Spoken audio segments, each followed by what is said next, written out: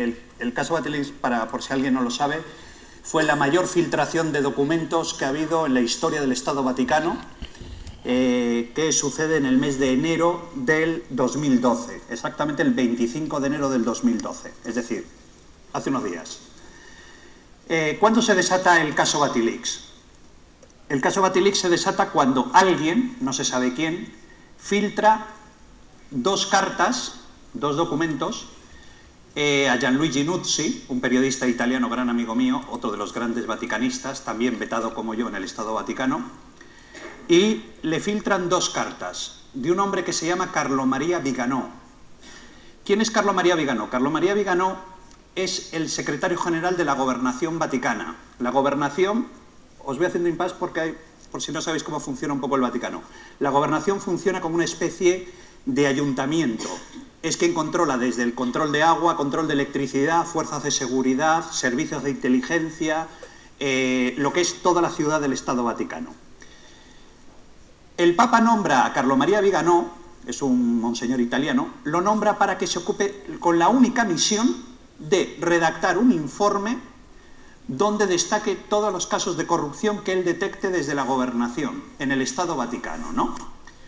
Bueno, él comienza su trabajo en la gobernación como secretario general de la gobernación y envía una primera carta el 27 de marzo del 2011.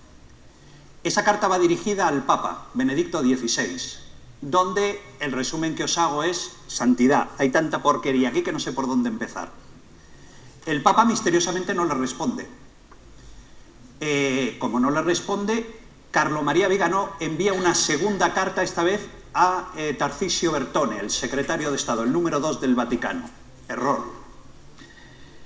La segunda carta la envía el 8 de mayo del 2011. Entonces, esas dos cartas, alguien se las filtra a Gianluigi Nuzzi y él las hace públicas. Y ahí es cuando se desata el caso Batilix, que todos hemos conocido, etcétera, etcétera, y que yo os iré contando. En total se filtraron 60 documentos, de los cuales tanto Nuzzi como yo conseguimos 47. El resto, digamos que eran verdaderamente estúpidos, ¿no? Pues había una que creo que era una factura de un hábito que se había hecho el Papa, que tampoco tenía ninguna importancia. Pero luego había otros muy importantes como estas cartas, por ejemplo, la segunda carta de Viganò, que es muy importante. En esta segunda carta, Viganò hace una especie de resumen a Tarcisio Bertone, al secretario de Estado, donde le destaca más las porquerías que él va encontrando. Por ejemplo, que el Estado Vaticano ha pagado 550.000 euros por el Belén que se coloca todas las Navidades en la Plaza de San Pedro. Se está pagando 550.000 euros y no se sabe a quién. Cuando el suelo pertenece al Estado italiano, al Estado Vaticano, y el Belén, que no sé si habéis ido en Navidad alguna vez a Roma, está un Belén gigantesco en la misma Plaza de San Pedro, el Belén pertenece también al Vaticano. Entonces nadie sabe a quién se le están pagando 550.000 euros. Por ejemplo, que la autoridad postal del Vaticano ha emitido sellos sin numeración y sin contabilizar por valor de 2 millones de euros y que nadie sabe dónde ha acabado ese dinero. Por ejemplo, que existen contratas de mantenimiento de los jardines vaticanos a empresas que han llegado a cuadruplicar su precio y que algunas de ellas tienen relación con miembros del Colegio Cardenalicio. Por ejemplo, que el Comité de Finanzas y Gestión de la Gobernación ha perdido 2,5 millones de euros en una inversión en bolsa y no saben quién lo invirtió ni dónde ha acabado ese dinero. Por ejemplo, que la Pontificia Universidad Lateranense, una de las más prestigiosas de Roma, ha perdido más de 85.000 euros mensuales en el año 2011 y no se sabe cómo lo han perdido ese dinero. Nadie ha podido dar explicaciones de dónde está ese dinero. Hablamos de 85.000 euros por mes. Por ejemplo, que estas empresas que han triplicado el precio, una de ellas pertenece a Monseñor Nicolini, que tiene relaciones familiares con gente que está en el Consejo de Administración de esta empresa. Viganò ha descubierto, en el informe, en la segunda carta a Bertone está, que Monseñor Nicolini dispone de esta empresa de una tarjeta de crédito Visa con más de 11.000 euros al mes de gastos para sus gastos, que se los cubre esta empresa. Viganò denuncia a Monseñor Nicolini, a Tarcisio Bertone. Y, claro, él espera una respuesta, y la respuesta llega muy pronto, y es que cesan a Viganò, Carlo María Viganò, lo cesa Bertone y lo nombran embajador nuncio papal en Washington, que es donde está actualmente. Es decir, que lo apartan. ¿Cuál ha sido uno de los mayores problemas que ha generado el caso del Batilix? ¿Qué es lo que más, digamos, lo más escandaloso? Luego os contaré otros casos muy importantes, incluso para nosotros, para los españoles, como es el caso de las negociaciones con ETA. Por ejemplo, el IOR, el Banco Vaticano. ¿Cuál es el mayor problema del Banco Vaticano? Aparte de que tiene muchos, pero yo os cuento alguno. En el año 2006... Benedicto XVI tiene una reunión con una señora muy poderosa, que se llama Hillary Clinton, cuando era secretaria de Estado estadounidense. Lo va a visitar al Papa y le dice: Santidad, ya no me queda más remedio que decirle que o limpian ustedes el Banco Vaticano o nos vamos a ver obligados a poner el IOR, que es como se le conoce al Banco Vaticano, en una lista de organizaciones financieras criminales que financian, tienen lavado de dinero y la financiación ilegal del terrorismo. En ese momento, Benedicto XVI, un pobre anciano, se asusta. Dice: caray, ¿cómo puede estar una organización vaticana en una lista de organizaciones terroristas? No puede ser. Entonces, ¿qué él hace? Él toma dos medidas. Una, el 30 de diciembre del 2010. Él lanza una ley pontificia. El Estado Vaticano no es como aquí en España, que hay una propuesta de ley, pasa al Congreso, se discute, luego al Senado, luego el rey la ratifica. Eso en el Vaticano no sucede. El Vaticano, el Papa decreta algo, firma un documento y es una ley pontificia, una ley papal, ¿no? No necesita ser ratificado por nadie. Él establece la ley 127, la ley papal 127, en diciembre del 2010, donde dice... Es una orden a todos los organismos financieros del Vaticano. Está el IOR, que es el que más conocemos todos. Está la APSA, que es la Autoridad del Patrimonio de la Sede Apostólica, que es, digamos, la organización que controla todos los aparatos inmobiliarios, todos los temas inmobiliarios del Vaticano, que pertenecen al Estado Vaticano. Está la Agencia de Información Financiera, que es una especie como nuestra Comisión Nacional del Mercado de Valores, que controla las inversiones financieras, que se ve que han estado de vacaciones bastante tiempo. Esto sucede en diciembre del 2010. ¿Qué ocurre en el mes de enero del 2012? Ya estamos en el año 2012. Giuseppe Bertelo es un cardenal, un hombre muy próximo a Bertone, decide sacar un decreto de la gobernación, que es el decreto 159, rectificando la ley papal, la ley pontificia.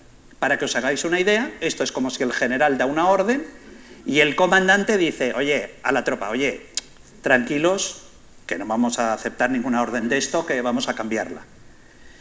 Ese es el primer signo para los vaticanistas de que el Papa no tenía poder dentro de la curia vaticana, estaba perdiendo el control de la curia vaticana. Se lanza un decreto, que es el 159, donde se dice que, efectivamente, algunos organismos financieros van a abrir las cuentas al Consejo de Europa. Ahora os explicaré por qué. Todos los bancos que hay actualmente en Europa, todos, absolutamente todos. Aquí el Banco Bilbao Vizcaya, el Banco de Santander, la Caixa, el Banco de Londres, todos los bancos que están en Europa tienen que tener una certificación que le llaman certificación blanca, que la concede el Consejo de Europa, el Moneyval, es una institución financiera, que son inspectores que te van a auditar y tienes que cumplir 46 normativas internacionales para que te den esa certificación, que quiere decir que tú no estás a favor del lavado de dinero, del lavado de capitales, ni que estás a favor de la financiación ilegal del terrorismo, entre tantas cosas, ¿no? Por ejemplo, una de esas normativas es que cuando tú vayas a abrir una cuenta en un banco, a ti te van a pedir el carné de identidad, tu nombre, 2 apellidos y número de carné de identidad. Pues en el Banco Vaticano eso no funcionaba así, ¿no? Entonces, esta ley establecía, este decreto de Giuseppe Bertelo, establecía que, bueno, que de acuerdo, vamos a abrir las cuentas de algunas instituciones financieras, pero no del Banco Vaticano, no del IOR. El Papa, apesadumbrado porque se ve que su decreto ha quedado ahí en el limbo del Vaticano, decide contratar a un hombre, a una mentalidad financiera que es única, es un gran amigo mío, que se llama Ettore Gotti Tedeschi, no sé si habéis oído hablar. Él es el hombre del Banco de Santander en Italia, es uno de los hombres de confianza de Botín.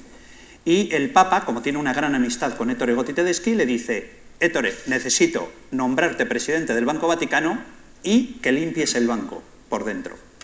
Ettore Gotti Tedeschi, que es un hombre absolutamente dado a las finanzas internacionales, tiene muchísima experiencia, dice: de acuerdo, Santidad, trato hecho, me hago cargo del banco. Claro, Ettore Gotti Tedeschi se empieza a convertir en un serio problema para los que los vaticanistas empezamos a llamar oscurantistas, porque se desató una guerra entre los transparentes y los oscurantistas. Los oscurantistas eran la gente de Bertone, que estaban en contra de abrir las cuentas del Vaticano. Y los transparentes era el propio Papa, que estaba pidiendo que por favor que se abriesen los libros a las autoridades financieras europeas. Entonces, claro, Ettore Gotti Tedeschi es un problema y hay que echarlo. ¿Cómo se le echa? Vais a alucinar en colores. En la cena de Navidad del Banco Vaticano, él está en una mesa gigantesca que él preside, porque es el presidente del Banco Vaticano, y él ve que él tiene una silla vacía a su lado. Él pregunta que por qué hay una silla vacía, y dice: no, es que viene alguien invitado, un invitado especial. Total, que se sienta un señor que él no conoce. Ese señor se presenta a Ettore Gotti Tedeschi y este señor empieza a preguntarle durante toda la cena de Navidad. Yo me imagino que no será la típica cena de empresa a la que estamos todos acostumbrados en Navidad, serán un poco más serias, porque es el Vaticano. Este señor coge un bolígrafo y empieza a preguntarle: bueno, ¿y usted qué tal en el Banco Vaticano? Bueno, muy bien, es una gran responsabilidad. ¿Y qué le parece? ¿Y usted se siente capaz, se siente con fuerza? Bueno, tengo el mandato del Sumo Pontífice y aquí en el Vaticano eso implica mucho. Total, que este tipo hace un informe. Ese informe, el tipo que está sentado al lado se llama Pietro La Salvia, es un psiquiatra forense amigo de Bertone, que hace un estudio forense en la cena de Navidad sobre Ettore Gotti Tedeschi, donde dice que Ettore Gotti Tedeschi no está en sus cabales para dirigir un organismo como el Banco Vaticano. Y ese informe, que es de 2 páginas, es lo que utiliza en la Comisión Cardenalicia, Económica Cardenalicia, para cesar a Ettore Gotti Tedeschi. Se le cesa como presidente, ante el silencio del Sumo Pontífice. Entonces, ¿qué hace Ettore Gotti Tedeschi? Ettore Gotti Tedeschi se va a su casa, él vive en Milán, ¿no?, que es la zona financiera de Italia. Él se va a Milán y se lleva 200 documentos secretos del Banco Vaticano, donde dice que si a él le pasa algo, no seáis mal pensados, si tiene una gripe fuerte y de repente o se tropieza por la calle, esos documentos, esas 200 páginas, dicen que hay 2 copias que van a ir, una a la Fiscalía de Roma y otro a una persona muy poderosa de un medio de comunicación, no se ha dicho quién, para que tampoco se resbalen en la bañera ni nada de eso, ¿no? Que esas cosas suceden en el Vaticano. Entonces, bueno, Ettore Gotti Tedeschi se va a su casa y entonces una noche tocan el timbre de su casa en Milán. Él abre la puerta a su mujer. Entonces aparecen 4 tipos, así como muy grandes, muy fuertes, y le dicen que vienen a buscar al señor Ettore Gotti Tedeschi. La pobre mujer se queda pálida, es la esposa de Ettore Gotti Tedeschi, Margarita, y le dice que su marido no está. Y entonces ellos entran diciendo que traen una orden judicial y comienzan a revisar la casa. Y se lo encuentran a Ettore Gotti Tedeschi escondido en un armario de la habitación. Y estos hombres que han entrado se sorprenden y uno de ellos se identifica como capitán del cuerpo de carabinieri, de la policía italiana, que vienen a interrogarlo y la expresión de Ettore Gotti Tedeschi dice: ah, es que pensé que venían ustedes a matarme. Eso fue conocido, lo han publicado algunos medios, entre ellos Gianluigi Nuzzi. ¿Qué descubre Ettore Gotti Tedeschi, por ejemplo? Por lo que se le aparta. Claro, vosotros tenéis que pensar que hay 3 grandes fuentes de financiación en el Vaticano, son las 3 principales. Una es el óbolo de Pedro, no sé si sabéis cómo funciona. Las que sois católicas lo sabéis. El óbolo de Pedro es el cestito que os pasan en misa, vosotros